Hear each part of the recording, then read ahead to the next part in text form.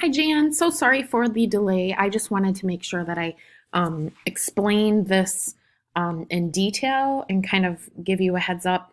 You may have already explored, waiting for me, so I apologize for that, but it's just easier to show you this. I do have the students kind of go off and explore on their own. I give them steps, but I don't know if it's really worth. You could certainly be added to the course in the fall. It runs in the fall. It's CIS 138 Image Editing Apps, and we explore all sorts of different applications. Um, it could be a benefit to you if you're looking for multiple editors, and then you can kind of make distinguish which ones work best for your project. But I'm going to go ahead and just show you Pixlr, the one that I recommend that I think is best. So Try would be the free editor. So if I click on that,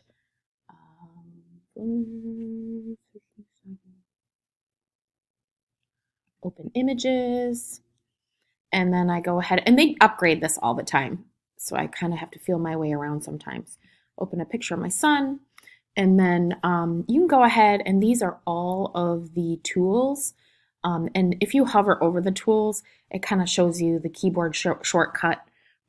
It also shows you what to do. This moves, transforms, and changes the layer settings. The layers are over here.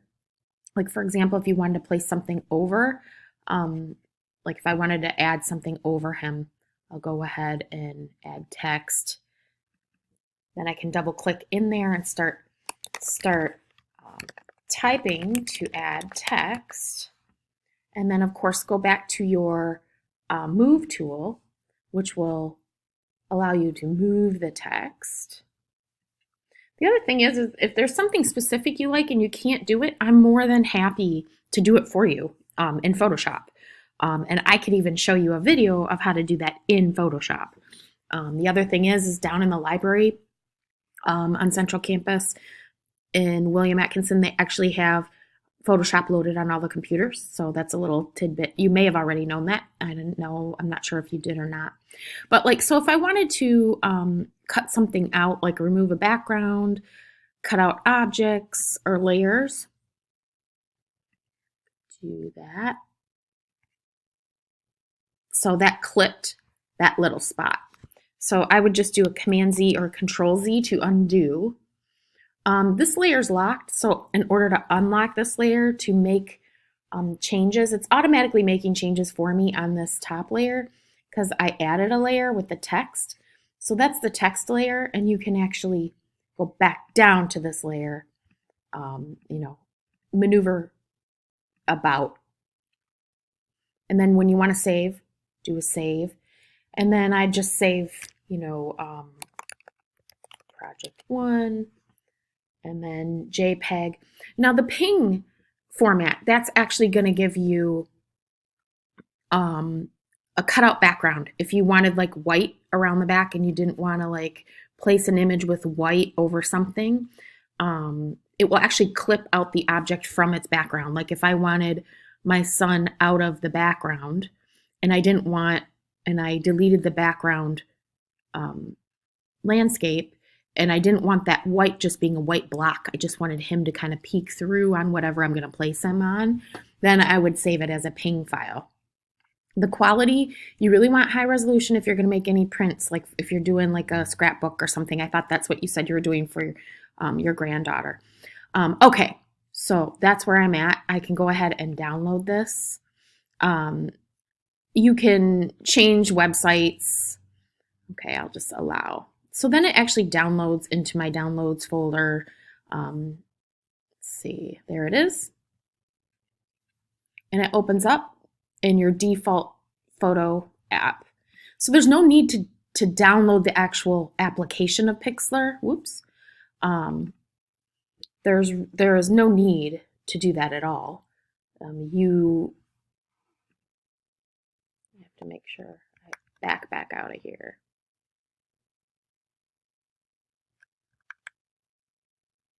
I'm doing a Control minus to zoom out.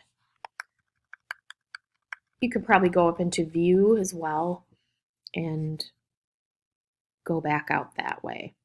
Retouch. So you want to remove spots, unwanted objects. I'll do a little practice. Retouch only works on image layers. Select another layer. So I was on the text layer. It wants me to select this layer. So if I want to retouch on that layer, you got to make sure you're on the layer over here. And then let's say I wanted to like do something here. This is a heal and repair tool. This is a clone stamp. That works just like Photoshop.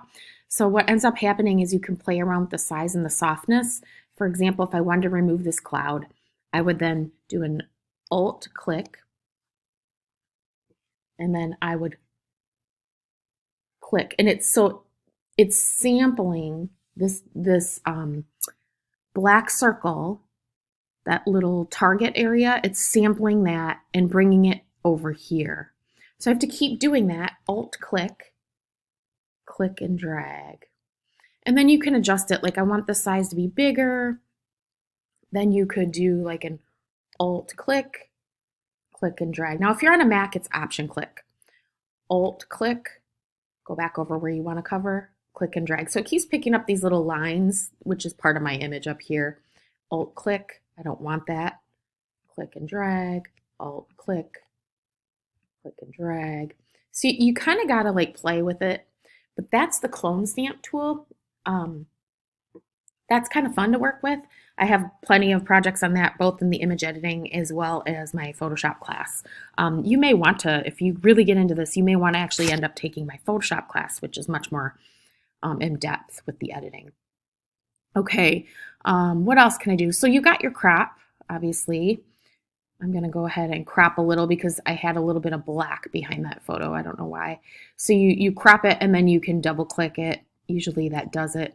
I guess it doesn't do it anymore. They must have updated that feature.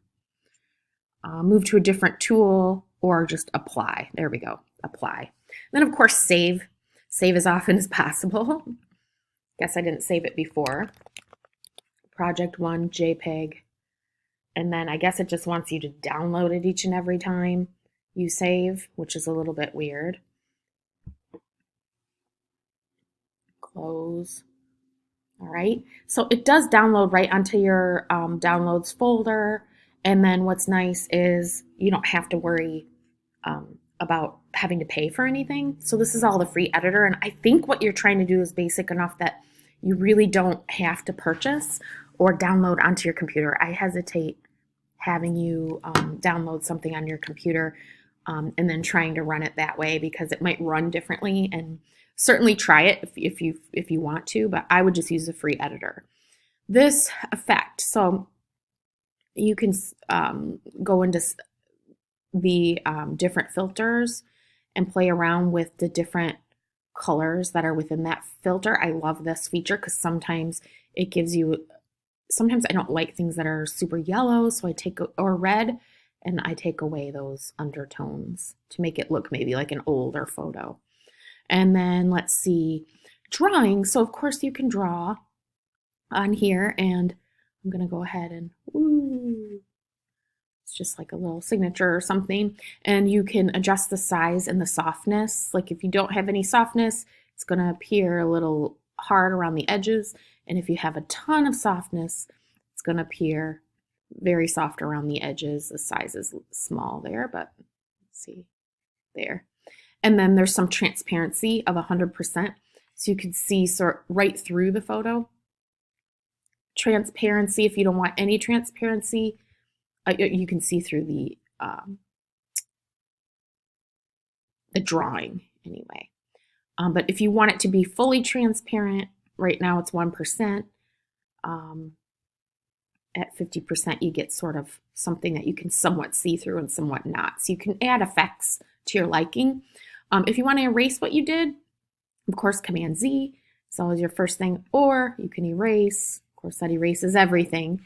So Command Z, if I want to go to my text and just erase something on my text, that really doesn't work. So really, I would just delete this layer altogether if you needed to. I thought there was...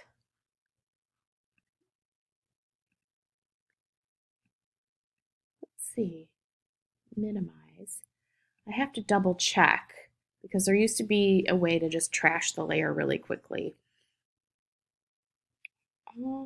Oh, there we go. Trash. So they've changed that where that's located too. It's kind of hidden. So you would trash the layer if you don't want the text anymore. I wouldn't use the eraser for that. So I hope these beginning tips kind of help. Here's another thing. Liquify. This stuff is just all kind of fancy stuff. You know, I can move the image around, which is kind of fun and silly. You play around with that if you want. Command Z if you don't like it. Command Z again to get back. It gives you so much in your history to undo things. Let's see, I showed you effect. Filter, this one's fun.